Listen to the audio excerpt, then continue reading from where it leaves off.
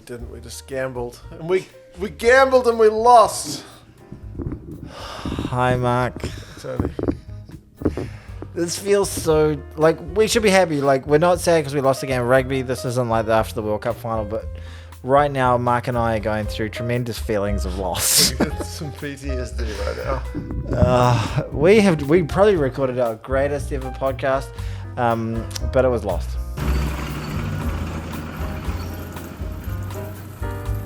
This is not the first time this has happened, but we've just been talking rugby for over an hour. And you don't know what the part that makes it brutal is that you said right at the start, let me just stand up and check over there to make sure that's recording. And I was like, no, I can see it. The light's on. There's a red light over there. And he was looking at that. And I went, oh, good. And I was looking at a red button. Not a red light. It's different. There's this beer. These beers, we've drunk this beer. We drank all the beer. If we're ever drinking red wine in a podcast, here we go, our producer over there. Take two. This is take two. Take two. We're out of the beers. We've got well, cheers to you, Mark. Cheers. Good to see you again. Let's here's to talking about more rugby. Sooner than I expected. This is the second time this has happened to us in our history. And there was one episode that was completely lost. Oh yeah, there was. Oh, that was amazing. There was a technical issue, and it was just like, well. And then there was one episode we just talked about women's rugby and no one watched. That's true. But this is the second take two. Yeah, and here we are. Take two. Rugby. Can I just say, if we're looking at the bright side, at least we get to talk about the All Blacks winning for a second time. A southern sweep for the second time. Oh, that's great. But can we go through the chit-chat of you getting checked out at the polls again? Sorry, that story's gone. That was a cracker. It was a cracker. Me shirtless. Yeah, lady reacting to it. I thought we had some good bands to lead off with. You being a little bit overweight. Yeah, I did. I get a good insight. Yeah, some body shaming. Yeah, that's right. That was good. It was cracking. Sorry, we usually do a bit of shit talk at the beginning. We've done a lot. We have a bit of shit talk before the podcast even begins. When you first arrive, it's just general life catch up. Yep. We sometimes even talk about rugby during that time. Occasionally. Sneaks in there. You can't help it. We go, keep powder dry, keep it safe with the podcast. But usually we start this podcast with a good 10 to 15 minutes of shit talk about shit. But I think we're going to get into the rugby. Let's get to our sponsor. Oh, yes. Ballard Barbell and Boxing Club. You did that much better this time. It's like you've had some practice. Yeah. Great people at Ballard Barbell and Boxing Club. Nate, the owner there, the proprietor of the pugilistic arts, supplied us these beers, which we drank. Which we thoroughly enjoyed. They were called... Haymaker. We had a hilarious anecdote about me having a misunderstanding around that, but... Yeah, Tony was confused. Yeah, it doesn't matter. It's a boxing reference. Yeah, it's because they're a boxing gym. I do put in some hard yards for our sponsors. I can't believe we're doing this again. I just go and I try to find themes. I want credit, people. Yeah, it's amazing. I found Interstate beer. I found Budweiser imported. Tell them about the Boxing Club. It's a nice... It's in Ballard. Where's Ballard? It's near Seattle. Yeah, it's part of Seattle. No, apparently they had the water cut off, and they said, "Well, if you want to be independent, you don't get the water." They didn't want to be part of Seattle, but Seattle cut off the water, so they were like, "Join us or die of thirst." So they thought, "I'm a bit." Oh, I guess we're part of Seattle. They were like, "I'm a touch parched." Yeah, and they decided to go with it. I can't. You can see that because my thing's blocked. I can definitely see the light. That light is on. I can definitely see. Because I couldn't see it, and I was like, "It must just be the angle." I can definitely see the light.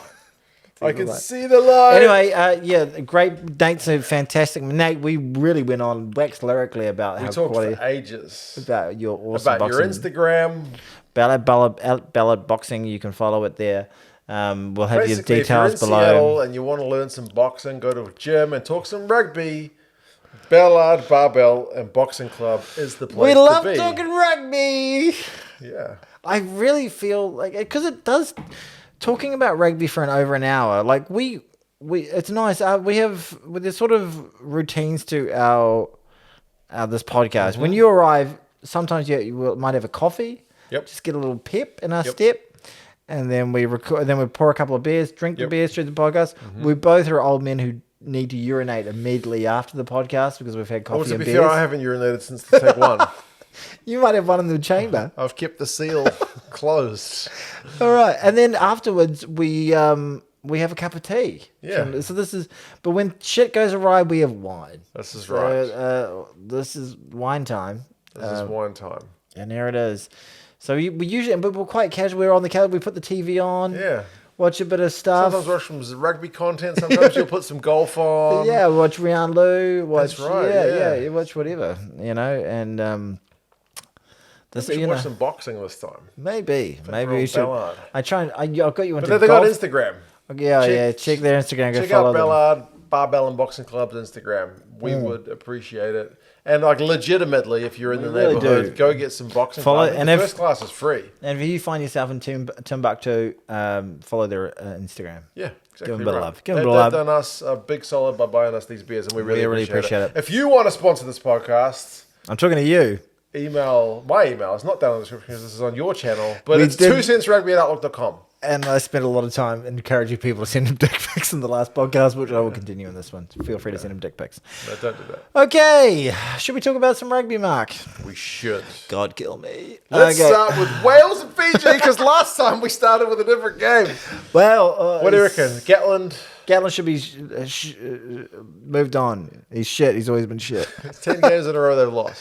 Yeah, it's not good. Fiji won. Yes. First time ever in Cardiff. Go through. I thought the most telling part of what we spoke about last time was the Those stats. 'Cause statistics. Gats was having a wee whinge Yeah. at the end, kind of saying like maybe the red card was a bit egregious. Don't really want to know. Maybe some things went their way, but I mean, How the if- referees calls. If you listen to these stats, which team do you think entry you won? to the ruck. What, like, Team A and Team B. I know the answer, but I'll act like I don't. There you go. So A will be first, B will be second. Which team do you think won? So A, run meters 291, 421. Defenders beaten 23-32. Clean breaks 3-7. Turnovers 1-2-5. Okay. Which team won? The one with all the bigger numbers or the one with all the smaller numbers? Tell me about the referee and something I can bitch about, though. Well, clearly the team B won that, didn't There they? you go. It was Fiji. They had all those bigger numbers. Go, Fiji, go. Caleb Muntz scored a try, kicked penalties. Like the try count was 3-2. He's a composed. Wales scored 3. There's the Frisian flair is still there. The natural Frisian ability. flair. Yeah, flair is still there. They still have that ability to be able to score tries. Yes. But they haven't. Joshua Tuisova was giving people the old sit down. And Muntz was, but it wasn't just good with his gameplay, steering players around the park. He was taking big gaps. He was Yeah. making great on the counter attack. Yep. Quality player, and been able to kick goals and get them in the right areas of the field. That's right. It's exactly the type of player that Fiji need. That's right. Yeah, really quality stuff. Yep. And Wales continue to suck balls. If you 10 were losses in a row. Gats and you were playing a 6-2 split, would you have a plan of what to happen if one of your wingers goes down? I would say number 9 should come on. The number 9 should go onto the wing? Yeah, that's what I would have thought as well. That No, was... why the 9 other than the 10? I'd say the 10's actually probably more of a natural. I guess Sam Costello, the replacement 10, wasn't a natural winger. And then Yeah. they lost Mason Grady, and apparently Sam Costello was just like, it's my time. Yeah. Dun, dun, dun, dun, dun, dun, dun. I'll save the day. Going onto the right wing. Gats is like, Dun, dun, wait, dun, no, don't do it. Don't do it. Oh, God. But what's done is done. All right. We need to keep an eye on that red light as well because the battery is not as much as it used to be on that one. Okay, because we've recorded an hour of rugby. So yeah, Fiji, congratulations, 24-19 winners. Well First time in Cardiff. done. Well done. Wales, you're on a Fabulous. shit run. And Sorry you've got to hear Australia, who will be full of pep and confidence after that, with a wonderful looking Swali. Australia. And then the Australia. the box up Australia, against 42-37. best game of the week by a country mile. Su'ali'i was pretty good. Yeah. How many?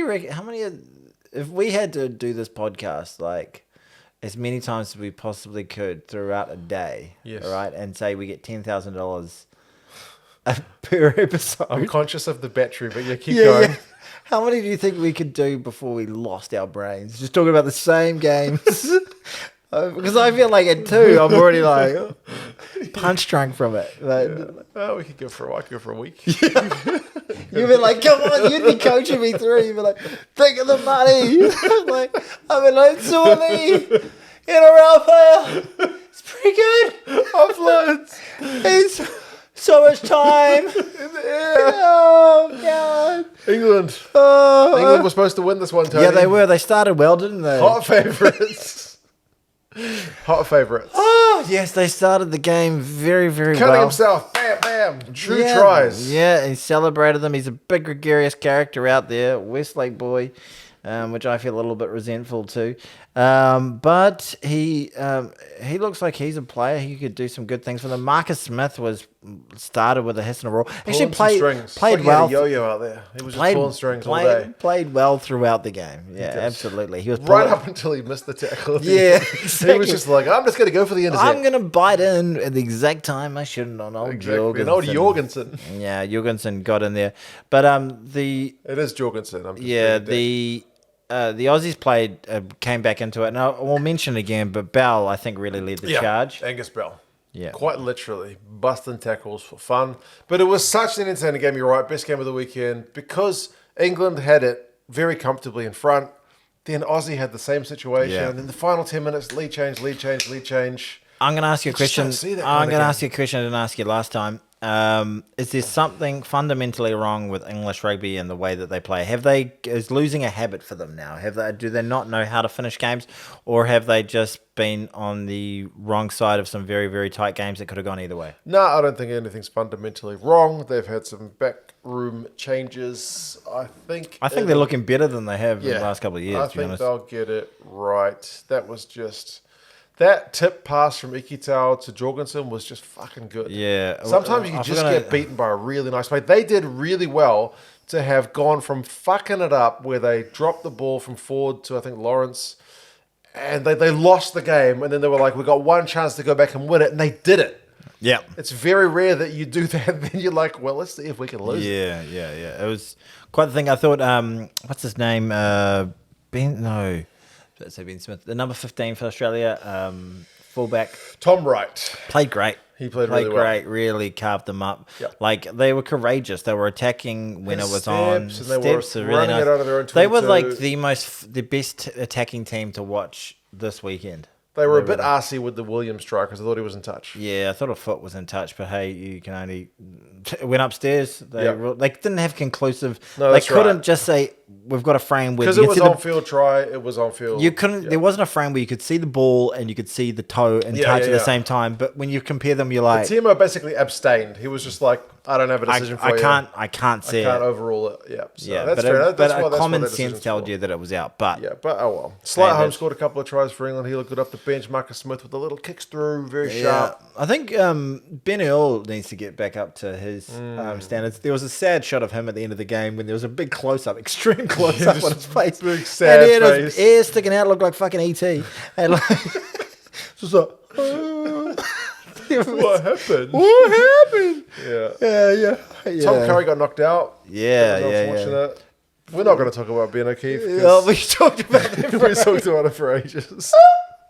Sorry, we're not going to. Well, that can get cut, I'm afraid. Oh God! Was it a good podcast that we recorded before? It was fine. Great. It was better than this one. I'm sorry. Yeah, it was very good. It was the best podcast ever. But yeah. Jorgensen, Callaway. The Callaway one was a bit of a lucky one, but I mean, you make your own luck. Yeah, exactly.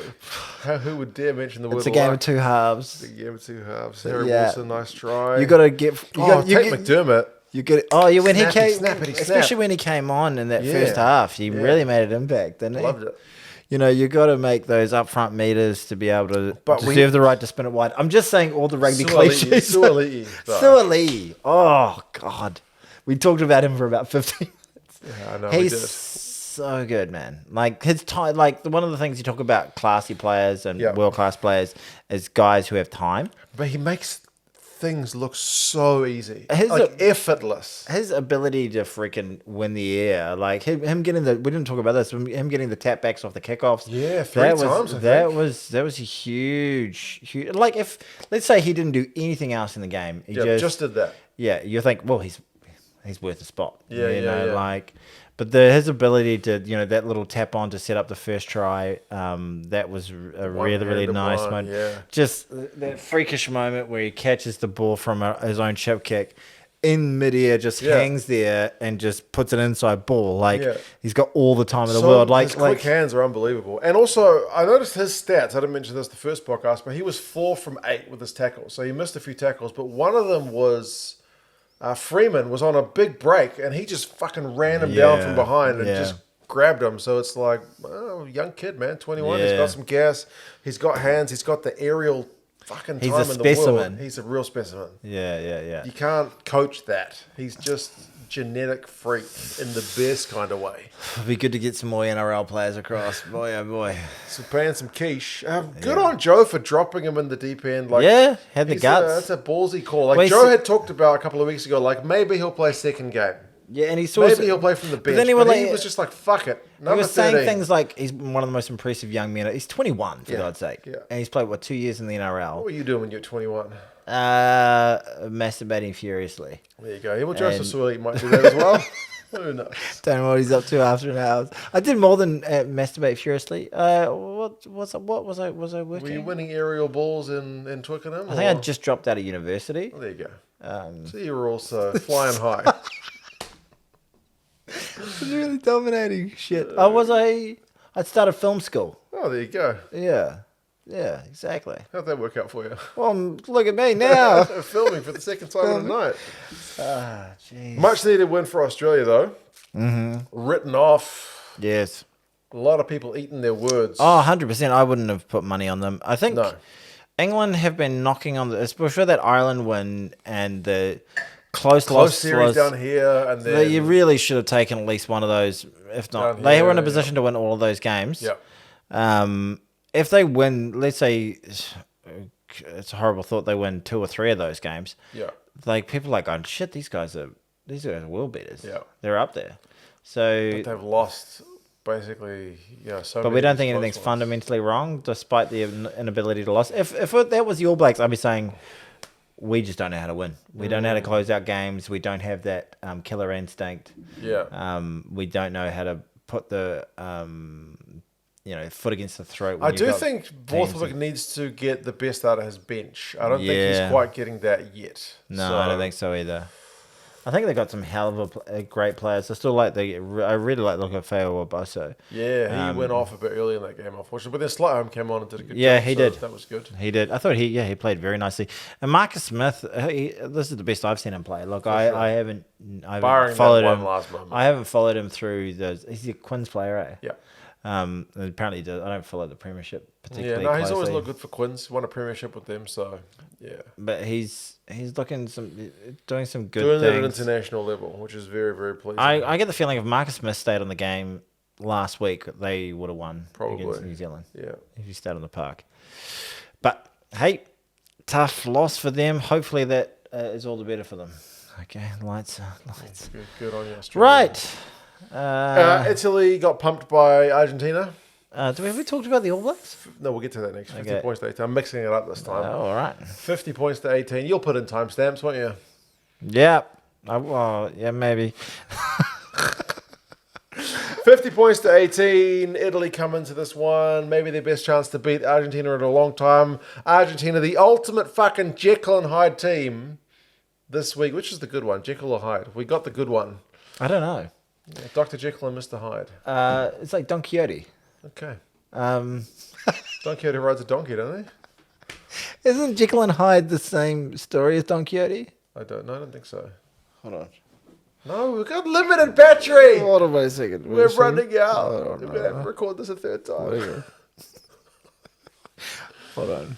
So Argentina showed up. Hold on, I was going to ask ChatGPT. I was like, Chat, is there any relation between Don Quixote and Jekyll and Hyde? No direct connection exists between Don Quixote and Jekyll and Hyde. Damn.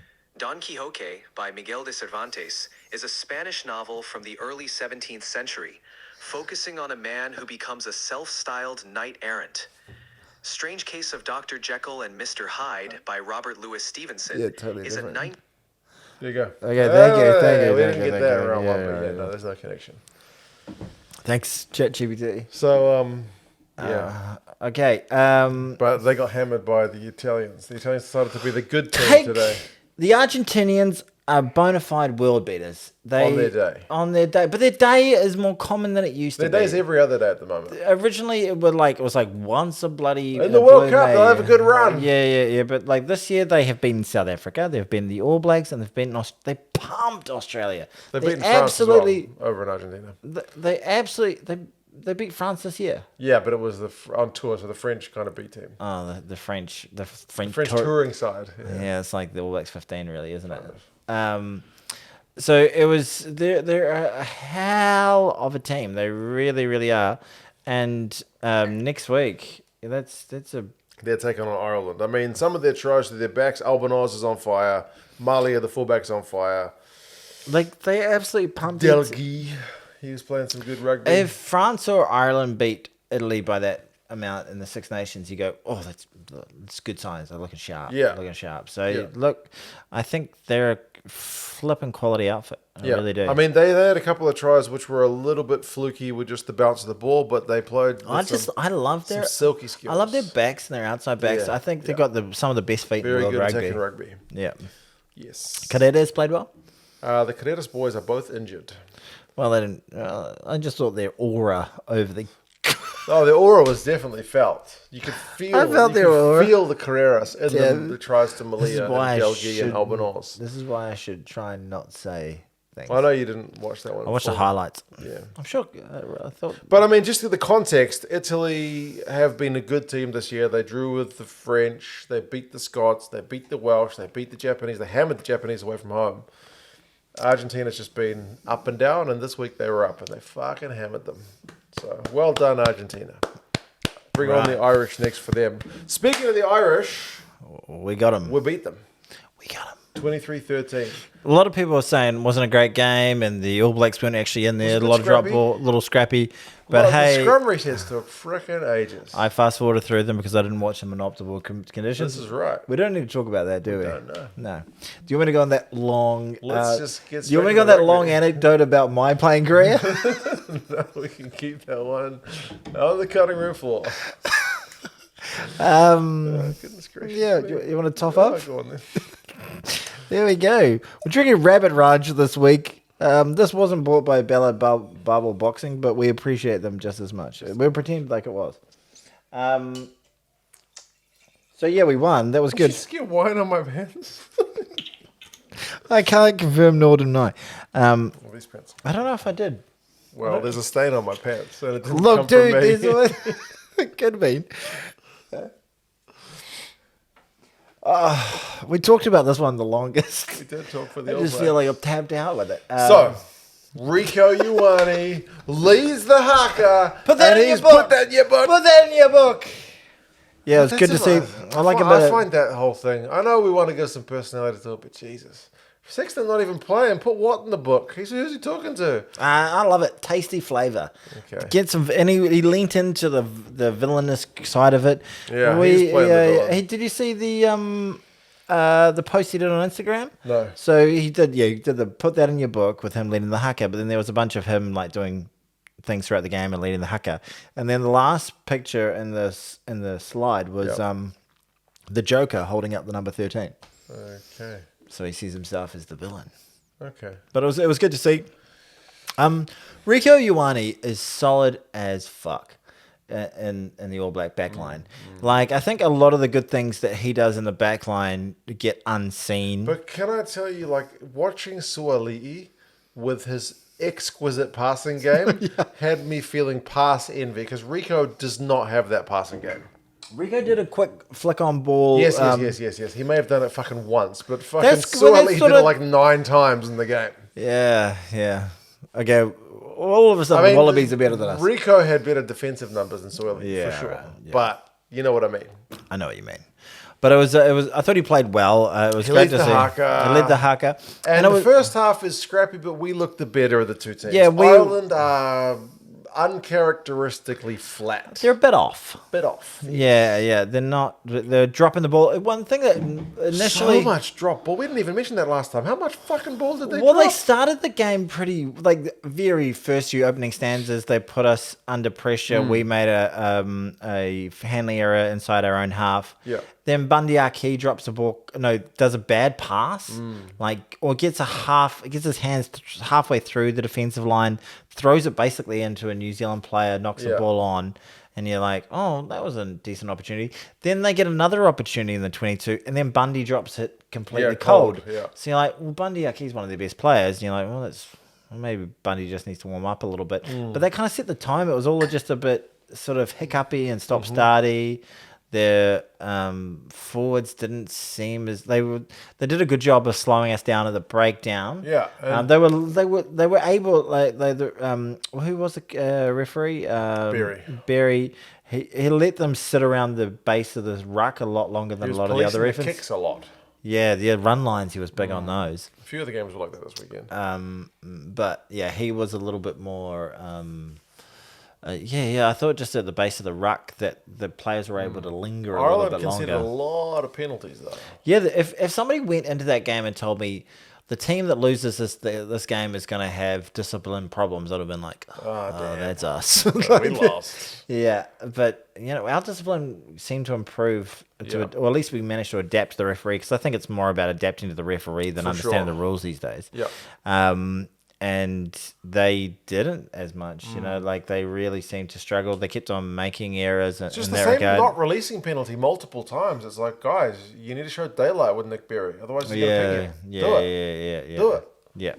Hendo comes off the bench, having seen it happen multiple times, and he's just like, I'm just going to tackle and just not release. The bench was shit. Yeah, the Irish bench didn't have much impact. They had I said before that Frawley had the opposite of the Midas touch. Yes. And Henderson did was not have poor. a good He gave away a bench. penalty, And you also mentioned dropped a that pass from Frawley as well. Bealham had to play basically the whole game. Yeah, he came. I think that actually it must have been psychologically very difficult. Like you go off, you've done your 60 minutes, you've done a massive shift. Just take a seat. You take a seat, thank sip God on your that's Powerade, done. and then you're like, oh, To go to this again. kidding me, I'm back Yeah, on. can you imagine finishing work, coming home, sitting down, putting the TV on, and then just like, oh, Tony, you got to come back, do another shift. I'm sure they talk to the players about that. They say, look, At least if you're back and you go off, you're pretty confident you're not going to have to go back on. Yeah, I think it's interesting. We didn't get Perifetta on, and that's one of the things I think about back selections versus forward selections. Being a forward, you're having to hit more rucks, you're having to make more tackles, and you're having to be involved in more physical, strenuous stuff. I'm not saying the backs don't have to do that sort of stuff. Absolutely, they do, and it's a heck of a physical game for everybody in the park. But the amount of times that the forwards need to do it is far more strenuous and arduous on the body. So I think replacing the forwards is far more about making an impact. And then you can still do that with the backs, with the likes of bringing on a Bodie or bringing on a David a D-Mac. But if it's just purely like when you got Perifetta on the bench, he's a good player, but he's really on the bench just for in case. Yeah. There's no need to throw it. Injury replacement. Yeah. If your backs are playing well, and I think more teams need to maybe take that sort of approach. Because the current logic is you have to use all your backs. Yeah, I think Crawley was playing better than Crowley. Crowley and Frawley. Yeah, so I think Crowley should have probably stayed. But maybe they want a Frawley on. He played bloody well in South Africa. The super sub thing in South Africa. So I guess it's a bit hit and miss. Yeah. Jordy Barrett got a yellow card.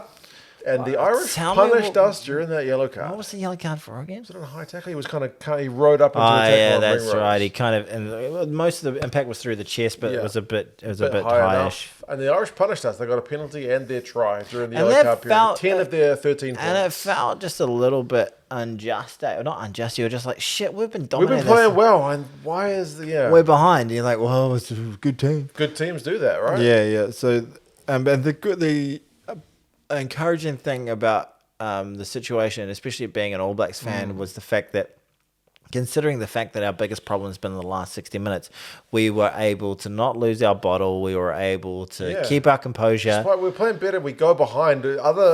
Maybe earlier on this season, these guys shit the bed. Yeah, D-Mac kept kicking D-Mac his goals. was cool. Yeah, he was steering us on the park very, very well. Kicking his goals. That we didn't talk about it in the last podcast that you'll never hear.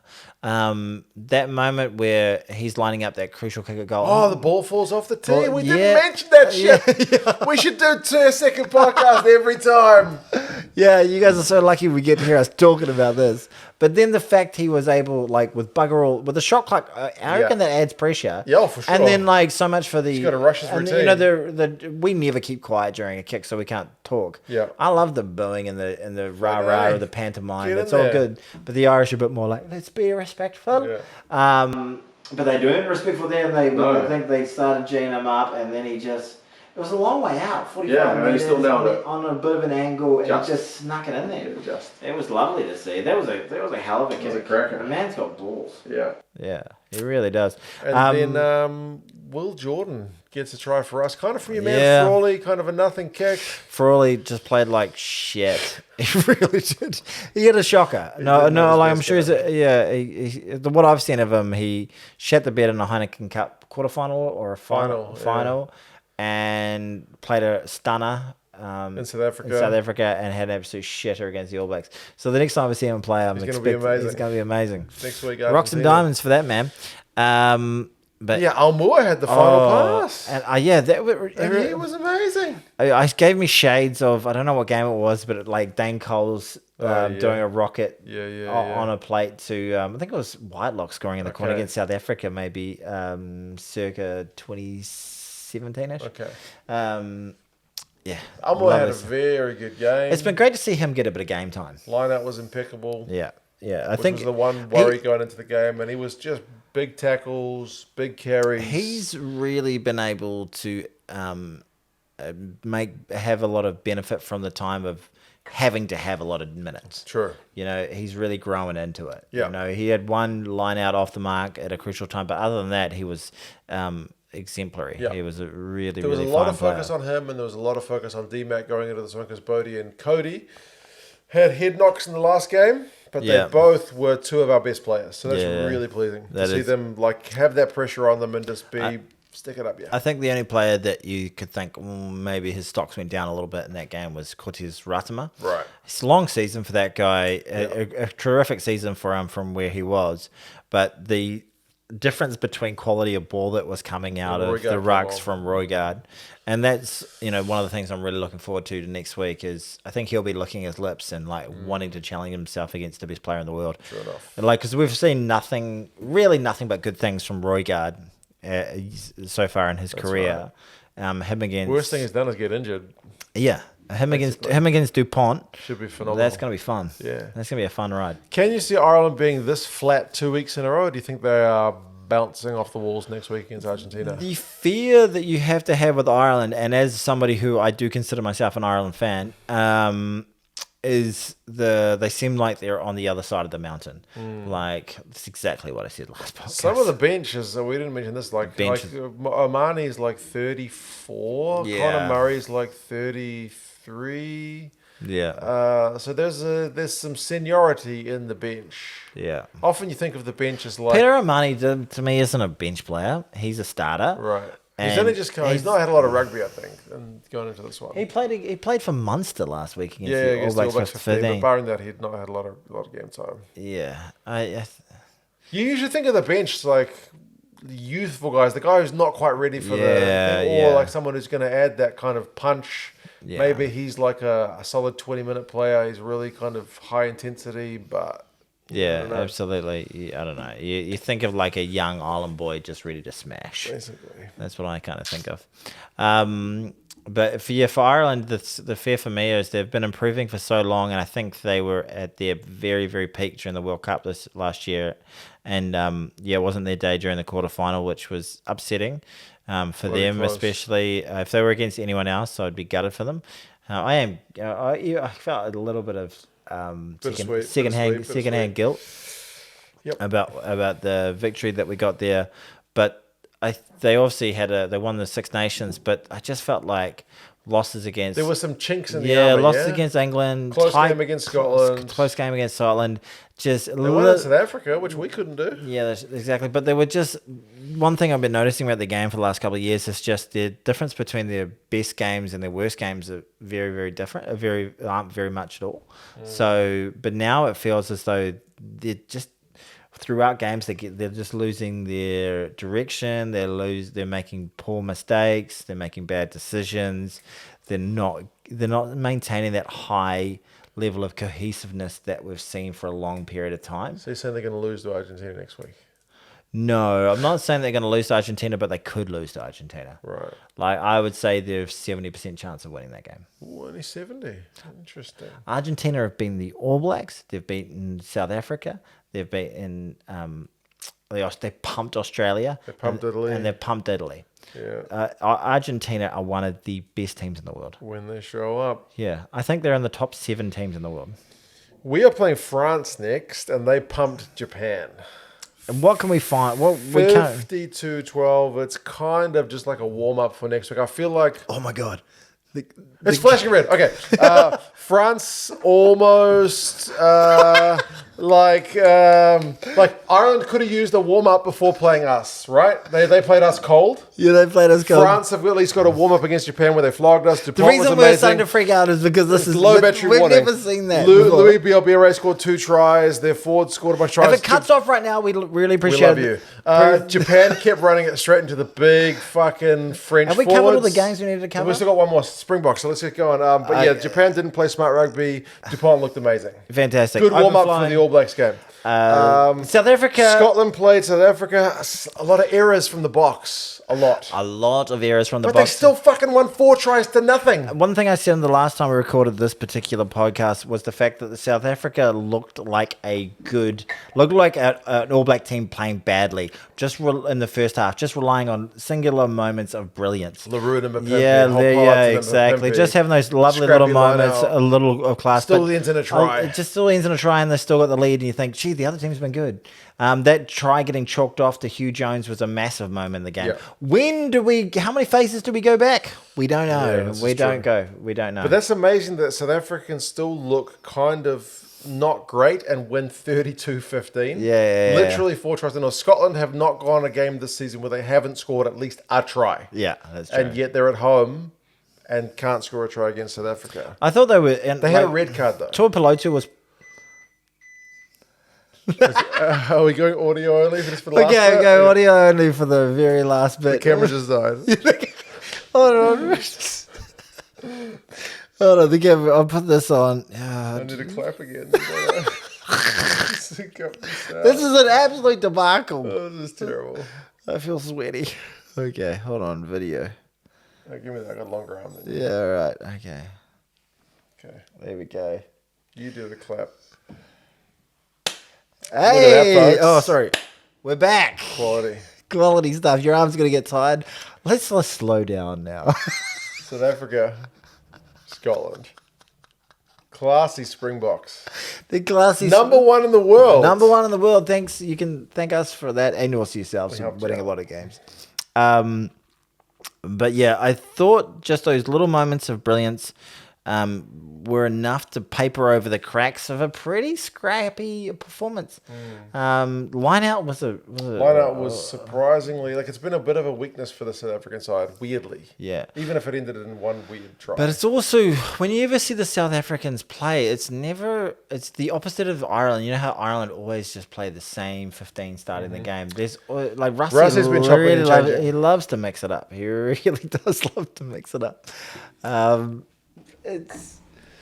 It's a great time to be a South African rugby fan now. Well, number 1 in the world, Scotland's coming off a game where they hammered Fiji a week before. They've, if anything, it's a strengthened lineup because they've been able to bring back Russell. They've been able to bring back Kinghorn, guys playing in the top 14. So they should be scoring at least a try. Yeah. But no, not quite. But hey, how's your arm feeling? it's all right so far. That's all right. You got that. You're a rock climber. You could do this for hours. I'll switch in a bit. You have to edit this. What do you mean? I'm gonna have to. Yeah, I'm gonna have to It's not too bad. cut it in. It'll be absolutely Any other fine. points on that game? Oh, there was a red card to Cummings for the kind of croc roll. Yeah, I think it was unfortunate. Like players fall in different places. So sometimes they're gonna fall on players who have splayed themselves to be more powerful over a ruck. Like It it's just seems like one of those ones that World Rugby's putting a focus on. Like, I don't think 6 months ago, I don't think it's a red card. no, I don't think so at all. I think it's a yellow at best. I was assuming it was just going to be a yellow. And I used to always think that the But the good thing about the 20-minute red card is it wasn't like that's the reason. Like, if you're a Scotland fan, you lose a guy after 10 minutes for a red card, you're like, well, fuck. That's yeah, the we reason we lost, but it wasn't. The game was still competitive. The scoreline wasn't buggered by that point. So it's No, not at unfortunate, but it wasn't the moment that ended the game. Yeah. No, and it was a pretty good game in terms of being competitive for a long period of time. I think it was a real shame that try got chalked off. Yes. It would have been really great to see as a neutral. switch arms. Yeah, nice. You want me to take a shift? Oh, that's all right. Left, go lefty. Yeah. And anything else to discuss? There was. We talked about that game for a lot longer than we have here, really, didn't we? Yeah. But I just can't think of anything now. My brain is kind of. Well, there was just a lot of errors, handling errors, and whatnot. It was just a bit clunky. Etzebeth was good. He got man of the match. Duhan looked like he was trying. Duhan was quiet and Kinghorn was quiet. That's one of the things about South Africa against Scotland is South Africa is able to keep a very good attacking side quiet. Yeah, it seems to have the knack. Well, they're stifling, aren't they? They don't give you anything. They make you survive on scraps. That's right. I think a big part of this game was the scrum dominance. Oh, we didn't mention that. No. Their ability just to get penalties at will and march down the field and also get shots at goal when they needed to. It's a huge advantage. It's, sure. It's 9 to 12 points a game. That's massive. They literally got that one try when Ben White was paying for taking too long at the ruck. You have to be 10 to 13 points better around the park to beat South Africa right now. Yeah, rough. That's why it's hard. It's one of the big reasons it's hard to beat them. Okay. Next week's games. Apologies for this last little bit being a bit abridged. Hey. I'm literally holding a freaking camera here. Like a You're holding a phone. Cell phone. Exactly. Ireland, Argentina. We're both saying Ireland. But yes. Argentina winning it would not be like the shock of all shocks. Yeah, and the thing that I've repeated many times, I don't know whether on this podcast or the previous one, was write them off at your peril. Right. Scotland, Portugal is an easy Scotland. Mm-hmm. England, South Africa is the tasty looking. South Africa are the money, but England are going to be desperate, and this is I think they are going to have a lot of. What happens if England go none from 3? It's bad news.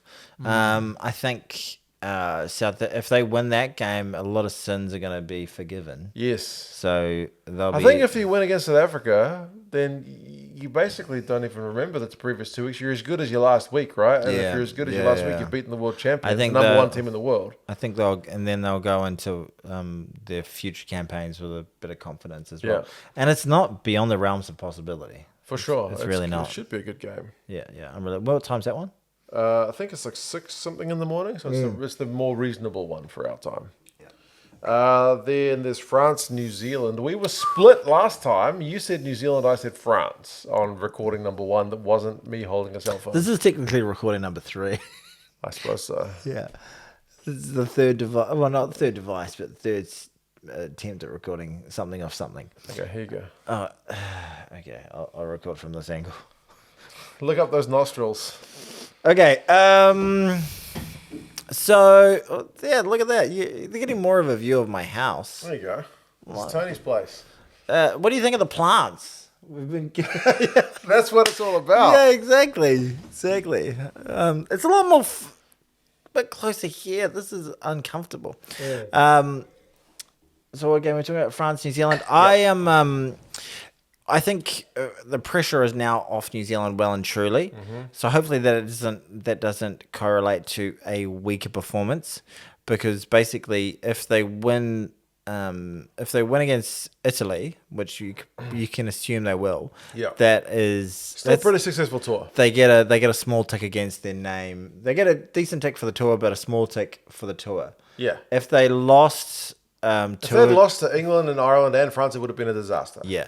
If they had lost to two of those games, people would be like, It's nah, a little bit sketchy. But now it's already kind of like, well, you've done enough. yeah, exactly. As long as we don't miss it. Because like you say. before this, we talked about like, well, how many do you think they're going to win on that tour? And we were like, I think they should be able to get 2. Yeah. Yeah, maybe 2. 2. 3 would be nice. 3 would be nice. But Yeah. now we've got 2. 2 is nice. 3 would be outstanding. So, would be super stoked with 3. But Tony's back in the New Zealand win, and I said after Dupont's performance against the Japanese that I would. I think France. the New Zealanders have been able to create a bit of steel and learn a lot about themselves and their ability to close out games.